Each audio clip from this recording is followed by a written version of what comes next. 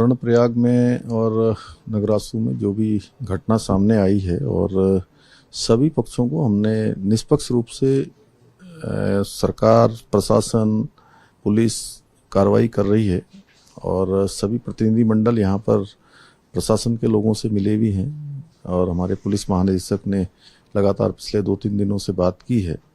और ये यात्रा का सीजन है और जहाँ चार धाम यात्रा भी इस समय चल रही है और अपने आप में एक रिकॉर्ड तीर्थयात्री अभी तक वहाँ पहुँच गए हैं। 40 लाख संख्या वहाँ होने वाली है। हेमकुंड साहब की यात्रा भी जो है पिछले साल की तुलना में 20-25 हज़ार अधिक हो गई है। अभी शुरुआती दिनों में ही 1,25,000 के आंकड़े को छू गई है। और चूँकि उत्तराखंड में 3 बड़े स्थान हमारे यहाँ पर हमारे सिख गुरुओं के द्वारा जिनकी स्थापना की गई थी, चाहे वो हेमकुंड साहब हो, रीठा साहब हो, नानक मता साहब हो, वो उत्तराखंड में ही है। और प्रत्येक वर्ष यात्रा चलती है। सबका सम्मान करना हम सबका संस्कार भी है। देवभूमि अतिथि देवो भव की तर्ज पर हमेशा यहाँ पर लोगों का सबका स्वागत करती है।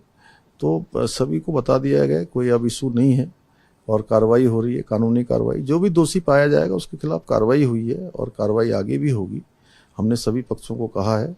और सोशल मीडिया पर इस पर या भ्रामक जो समाचार फैला रहे हैं, मैं उन सभी से कहना चाहता हूं कि इस प्रकार से चीज़ों को बांटने का प्रयास न हो। अभी पूरा देश एक है। हमारे यहाँ पर सभी धर्म के लोगों ने मिलजुल कर इस देश को आगे बढ़ाने का काम किया है, अभी भी आगे बढ़ाएंगे।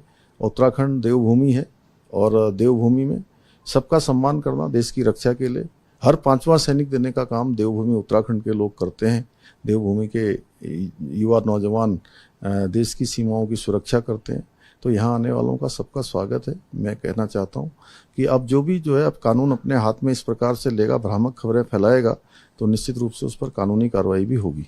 देखिए, मैं सभी से कहना चाहता हूँ, चूँकि ये गुरुद्वारे और ये हमारे सभी धार्मिक स्थान, ये हमारी बहुत आस्था श्रद्धा के स्थान हैं। यहाँ पर सबको आश्रय मिलता है, सबको जो है मार्गदर्शन मिलता है, प्रेरणा मिलती है। तो इस प्रकार का हम कोई भी कृत्य न करें जिससे कि हमारी खुद की ही जो है कहीं गरिमा कम हो, कहीं उस धर्म को हानि पहुंचे। तो धर्म की हानि को पहुंचाने से हमें बचना चाहिए। और सब लोगों को कोई बात है तो बात करनी चाहिए, बात करके सारी चीज़ों का समाधान निकलेगा। नहीं, मैं सभी से कहना चाहूँगा कि देखिए, हम लोगों को सबको मिलजुल कर, इतनी शानदार यात्रा चल रही है और सब लोग मिलजुल कर यात्रा को जो भव्य रूप चल रहा है यात्रा का, उसको और भव्यता देने का हम प्रयास करेंगे। उसमें हमारा योगदान होगा तो निश्चित रूप से कहीं ना कहीं भगवान की कृपा भी हमारे पर होगी, हमारे सभी गुरुओं की भी कृपा होगी। सर, आप प्रदेशवासियों तथा विशेष रूप से सिख समाज से इस समय क्या? मैं सभी से कहना चाहता हूं कि प्रदेशवासियों से भी कि और हमारे सिख समाज के लोगों से भी, सभी लोगों से, जो भी हमारे अनेक सभाओं के लोग हैं, कि एक कार्रवाई बिल्कुल निष्पक्ष हो रही है। और जैसा जैसा लोगों ने कहा है, जिस प्रकार की कोई शंका किसी के मन में नहीं होनी चाहिए, हम पूरी निष्पक्षता के साथ इस पर काम करेंगे।